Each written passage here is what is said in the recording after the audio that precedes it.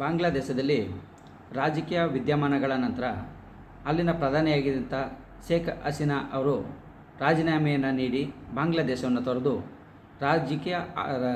ರಾಜತಾಂತ್ರಿಕ ಆಶ್ರಯವನ್ನು ಕೋರಿ ಭಾರತಕ್ಕೆ ಬಂದಿದ್ದಾರೆ. ಭಾರತಕ್ಕೆ ಬಂದ ನಂತರ ಅಲ್ಲಿ ಒಂದು ಗಲಭೆಗಳು ಸಂಪೂರ್ಣವಾಗಿ ಏನು ನಿಲ್ಲಿಲ್ಲ.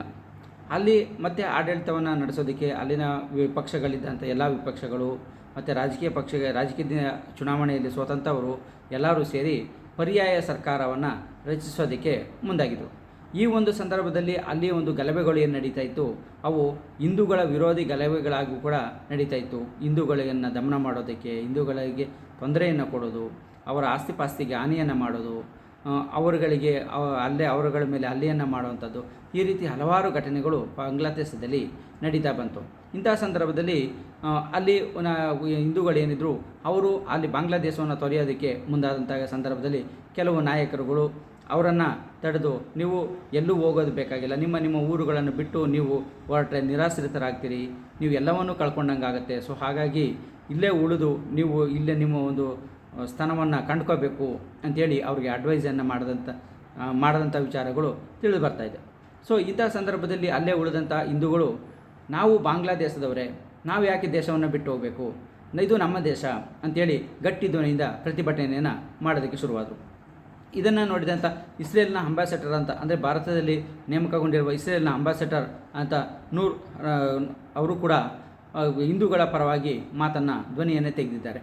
ಸೊ ಹಿಂದೂಗಳಿಗೆ ರಕ್ಷಣೆಯನ್ನು ನೀಡಿ ಅಂತ. ಇದೇ ಸಂದರ್ಭದಲ್ಲಿ ವಿಶ್ವಸಂಸ್ಥೆಯ ಅಧ್ಯಕ್ಷರಾದಂಥ ಗುಟ್ರೆಸಿ ಅವರು ಕೂಡ ಈ ಮಾತನ್ನು ಹೇಳಿದ್ದಾರೆ. ಸೊ ಹಿಂದೂಗಳಿಗೆ ರಕ್ಷಣೆಯನ್ನು ನೀಡಬೇಕು, ಮಾನವ ಹಕ್ಕುಗಳಿಗೆ ಹಾನಿಯಾಗೋದನ್ನು ತಡಿಬೇಕು ಅಂತೇಳಿ ಹೇಳಿದ್ದಾರೆ. ಸೊ ಇದೇ ಸಂದರ್ಭದಲ್ಲಿ ಪ್ರತಿಭಟನೆಯನ್ನು ನಡೆಸ್ತಾ ಇರುವಂಥ ಹಿಂದೂಗಳಿಗೆ ಅವ್ರಿಗೆ ರಕ್ಷಣೆಯನ್ನು ನೀಡಬೇಕು, ಅವರ ಮೇಲೆ ಆಗ್ತಾ ಇರುವ ದೌರ್ಜನ್ಯಗಳು ನಿಲ್ಲಬೇಕು ಅಂಥೇಳಿ, ಅವರ ದೇವಸ್ಥಾನಗಳಾಗ್ಬೋದು, ಅವರ ಆಸ್ತಿಪಾಸ್ತಿಗಳ ಮೇಲಾಗ್ಬೋದು ಆಗ್ತಾ ಇರುವ ದೌರ್ಜನ್ಯಗಳು ನಿಲ್ಲಬೇಕು, ಇಲ್ಲದೇ ಇದ್ದರೆ ರಾಜೀನಾಮೆಯನ್ನು ನೀಡ್ತೇನೆ ಅಂತೇಳಿ ಈಗ ಹೊಸ ಸರ್ಕಾರದಲ್ಲಿ ಚೀಫ್ ಅಡ್ವೈಸರ್ ಆಗಿರುವಂಥ ಮೊಹಮ್ಮದ್ ಯೂನಸ್ ರವರು ಈ ಒಂದು ಮಹತ್ವದ ಅಂಶವನ್ನು ಹೇಳಿದ್ದಾರೆ. ಅಲ್ಲಿಗೆ ಬಾಂಗ್ಲಾದೇಶದಲ್ಲಿ ಹಿಂದೂಗಳು ಯಾವಾಗ ಅವರು ತಮ್ಮ ರಕ್ಷಣೆಗಾಗಿ ತಿರುಗಿಬಿದ್ದರು, ಆವಾಗ ಅವರ ಮಾತಿಗೆ, ಅವರ ಒಂದು ಧ್ವನಿಗೆ ಬೆಲೆ ಸಿಗುವಂತಾಯಿತು.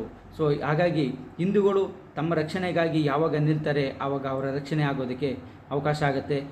ಎಲ್ಲವನ್ನೂ ಸಹಿಸ್ಕೊಳ್ತಾ ಹೋಗ್ತಾ ಇದ್ದರೆ ಅದು ಅಂತ್ಯ ಆಗುತ್ತೆ ಹೊರತು ರಕ್ಷಣೆ ಆಗೋದಿಲ್ಲ. ಸೊ ಹಾಗಾಗಿ ತಮ್ಮ ರಕ್ಷಣೆಯನ್ನು ಮಾಡ್ಕೊಳ್ಳೋದಕ್ಕೆ ಪ್ರತಿಭಟನೆ ಮೂಲ ದಾರಿಯಾಯಿತು. ಸೊ ಹಾಗಾಗಿ ಯಾವಾಗ ತಮ್ಮ ಪ್ರತಿಭಟನೆಯನ್ನು ತೋರಿಸೋದಕ್ಕೆ, ನಾವು ಬಾಂಗ್ಲಾದೇಶದವರೇ, ನಾವು ಈ ದೇಶದಲ್ಲೇ ಇರುವಂಥವ್ರು, ನಾವ್ಯಾಕೆ ಬಾಂಗ್ಲಾದೇಶವನ್ನು ಬಿಟ್ಟು ಹೋಗಬೇಕು, ಬಾಂಗ್ಲಾದೇಶ ನಮ್ಮದು ಅಂಥೇಳಿ ಅಲ್ಲಿನ ಹಿಂದೂಗಳು ಪ್ರತಿಭಟನೆಯನ್ನು ಮಾಡಿರುವಂಥದ್ದು ಗೊತ್ತಾಗುತ್ತೆ. ಸೊ ಹಾಗಾಗಿ ಯಾವುದೇ ದೇಶದಲ್ಲಿ ಇರಲಿ, ಎಲ್ಲಿಯೇ ಇರಲಿ, ಹಿಂದೂಗಳು ತಮ್ಮ ರಕ್ಷಣೆ, ತಮ್ಮ ಒಂದು ಆಸ್ತಿಯನ್ನು ಉಳಿಸ್ಕೊಳ್ಳೋದಕ್ಕೆ, ತಮ್ಮ ಒಂದು ಸ್ವಾಭಿಮಾನವನ್ನು ಉಳಿಸ್ಕೊಳ್ಳೋದಕ್ಕೆ ಅವರು ಪ್ರತಿಭಟನೆಯಾಗಿ ಧೈರ್ಯವಾಗಿ ನಿಂತರೆ ಎಲ್ಲವನ್ನು ಜಯಿಸ್ಬೋದು ಅನ್ನೋದನ್ನು ಈ ಒಂದು ಬಾಂಗ್ಲಾದೇಶದಲ್ಲಿ ಹಿಂದೂಗಳು ಪ್ರತಿಭಟನೆ ಮಾಡ್ತಾ ಇರೋದನ್ನು ನೋಡಿ ಎಲ್ಲರೂ ಕೂಡ ತಿಳಿಬೇಕಾಗತ್ತೆ.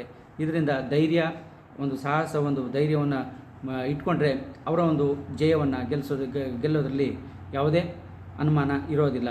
ಸೊ ಹಾಗಾಗಿ ಅಲ್ಲಿನ ಹಿಂದೂಗಳು ಈಗ ಆ ದೇಶವನ್ನು ಖಾಲಿ ಮಾಡದೆ, ಅಲ್ಲಿಂದ ತೊರೆದು ನಿರಾಶ್ರಿತರಾಗಿದೆ, ಬಾಂಗ್ಲಾದೇಶ ನಮ್ಮದು ಅಂಥೇಳಿ ಗಟ್ಟಿ ಧ್ವನಿಯಿಂದ ಪ್ರತಿಭಟನೆಗಳನ್ನು ಮಾಡ್ತಾಯಿದ್ದಾರೆ. ಸೊ ಇದಕ್ಕೆ ನಮ್ಮ ದೇಶದ ಪ್ರಧಾನಿಗಳು ಮತ್ತು ನಾಯಕರುಗಳು ಕೂಡ ಕೈ ಜೋಡಿಸಿ ಅವ್ರಿಗೆ ಯಾವುದೇ ತೊಂದರೆ ಆಗದೇ ಇರೋ ರೀತಿಯಲ್ಲಿ ರಕ್ಷಣೆಯನ್ನು ಕೊಡಬೇಕು ಅಂಥೇಳಿ ಧ್ವನಿಯನ್ನು ಎತ್ತಬೇಕು ಅನ್ನೋದು ನನ್ನ ಒಂದು ಆಗ್ರಹ ಆಗಿರುತ್ತೆ.